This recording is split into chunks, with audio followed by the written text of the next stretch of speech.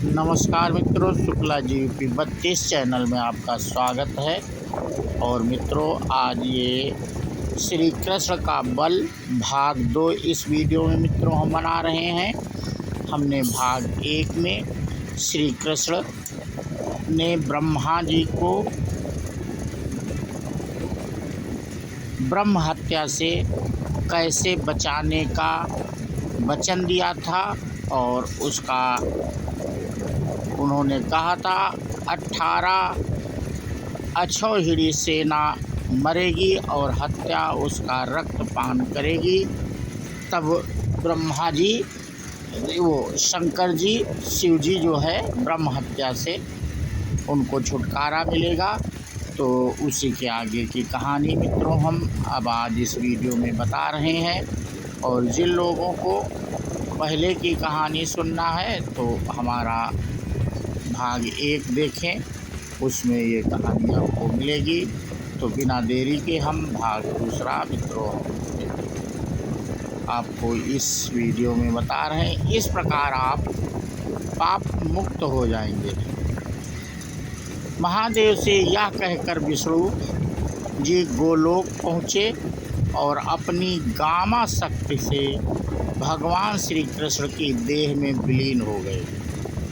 गोलोकवासी भगवान पर ब्रह्मा श्री कृष्ण ने भगवान शंकर को आदेश दिया कि हे महादेव, आप 5 शरीर धारण कर पृथ्वी पर क्षत्रिय वंश में अवतार धारण करो और पार्वती जी को राजा द्रुपद के यहाँ उनकी कन्या के रूप में अवतरित करो।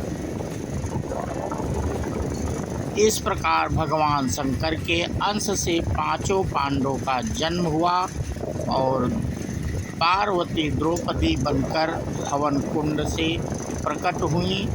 श्री कृष्ण ने शिव जी को ब्रह्म हत्या के पाप से मुक्त करने के लिए यदुवंश में जन्म लिया था।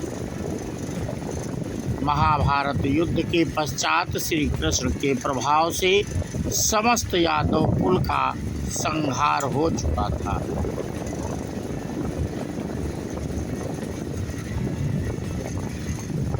पुत्र वज्र को यदुवंशियों का राजा बनाकर श्री कृष्ण ने अपने परम धाम लौटना चाहते थे, परंतु अभी एक कार्य शेष था।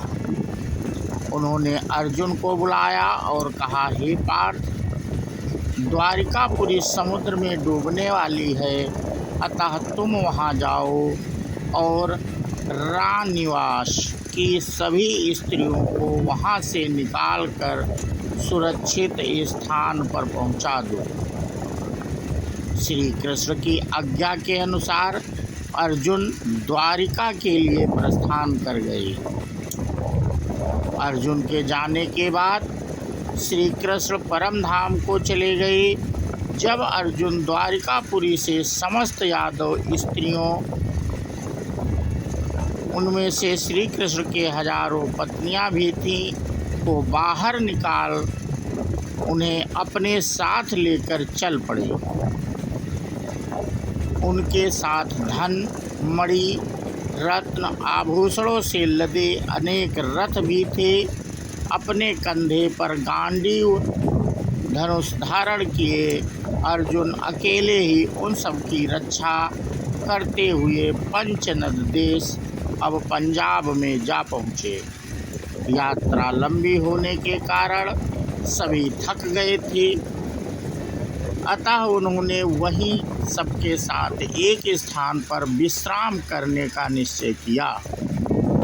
सभी यादव स्त्रियां अर्जुन के सुरक्षा घेरे में विश्राम करने लगी। जिस स्थान को उन्होंने विश्राम के लिए चुना था वह स्थान अन्नार्मी मलेच्छ लुटेरों के क्षेत्र में था।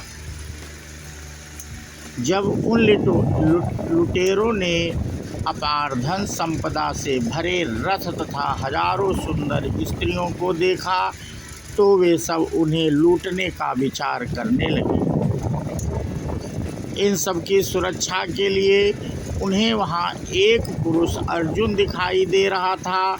वे आपस में कहने लगे, भाइयों देखो तो यह अकेला धनुर्धारी इतनी सारी संपत्ति व स्त्रियों को लेकर जा रहा है, जबकि हम संख्या में अधिक हैं। यदि आप भी इसको न लूट सके तो हम पर धिक्कार है। आओ चलो इस धन व इन सभी स्त्रियों को उनसे छीन लें।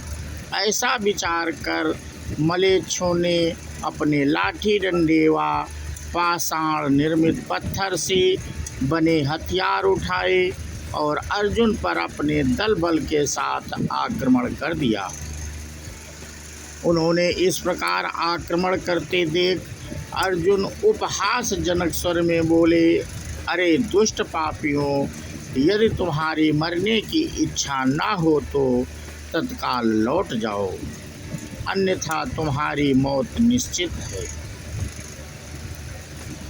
कदाचित तुम मुझसे परिचित नहीं हो।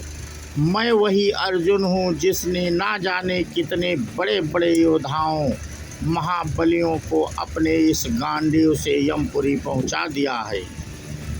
परंतु अर्जुन के कथन का उन मलेच्छ लुटेरों पर तनिक भी प्रभाव ना पड़ा। उन्होंने आगे बढ़कर गाड़ियों में सारा धन लूट लिया और स्त्रियों को बलात् जबरन घसीट कर ले जाने लगे। यह देख अर्जुन क्रोध भरे स्वर में बोले, ठहरो, अभी तुम्हें अपने तीक्ष्ण बाणों का स्वाद चखाता हूँ। यह कहकर अर्जुन अपने दिव्य धनुष की प्रत्यंचा चढ़ाने लगे, किंतु वे धनुष की प्रत्यंचा संपूर्ण बल लगाकर भी चढ़ा ना सके। अर्जुन विस्मित थे कि आखिर ये क्या हो रहा है। जिस धनुष की प्रत्यंचा चढ़ाना उनका बाएं हाथ का खेल था, आज वह प्रत्यंचा चढ़ क्यों नहीं रही है। बड़ी कठिनाई से उन्होंने प्रत्यंचा चढ़ा तो ली, किंतु वह पुनः ढीली हो गई। तब उन्होंने अपनी दिव्यास्त्रों का आवाहन करने हेतु मंत्रों का उच्चारण करना चाहा, पर वह स्मरण करने पर भी वे उन मंत्रों का ध्यान न कर सके। वे मंत्र भूल चुके थे। अर्जुन को आश्चर्य की सीमा न रही। तब किसी प्रकार ढीली प्रत्यंचा से ही उन्होंने लुटेरों पर बाण चलाने की चेष्टा की, तो बाण अपने लक्ष्य को भेद न सके। कुछ बाण लुटेरों को लगे भी, परंतु वे प्रभावहीन होकर गिर गए। मात्र प्रतिबिंब देख कर ही मछली की आंख भेदने वाला अर्जुन अपने सम्मुख खड़े लुटेरों का वध न कर सके। यह अनहोनी देख वे विचलित हो उठे। तब उन्होंने अग्निदेव के द्वारा दिए गए अक्षम बाणों को शत्रुओं पर छोड़ा, किंतु आश्चर्य वे दिव्य बाण उन लुटेरों की लाठी डंडों से टकरा कर ही नष्ट हो गए। तब अर्जुन ने अपने धनुष से ही लुटेरों पर प्रहार करने आरंभ कर दिया, किंतु अर्जुन के इन प्रहारों से घायल होने के स्थान पर वे लुटेरे अर्जुन के प्रहारों का उपहास उड़ाने लगे। सहसा अर्जुन को आभास हुआ कि उनके अस्त्रों शस्त्रों की भांति ही उनकी शारीरिक शक्ति भी अत्यंत क्षीण पड़ चुकी है।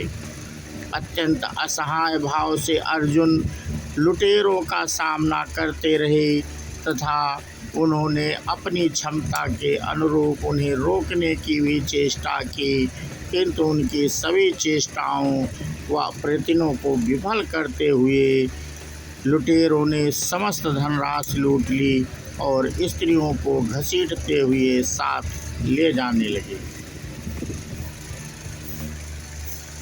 तो मित्रों, ये आज हम भाग 2 आपको बता रहे थे और इसका भाग 3 हम अगले वीडियो में लाएंगे मित्रों, क्योंकि वीडियो अगर एक ही भाग में लेते तो वीडियो बहुत ज़्यादा लंबा खिंचता। इसलिए हमने इनको अलग अलग छोटे से भागों में इस वीडियो को बनाने की कोशिश कर रहे हैं मित्रों।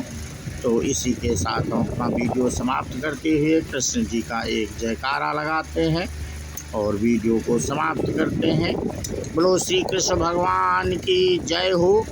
जय हिंद, जय भारत, वंदे मातरम।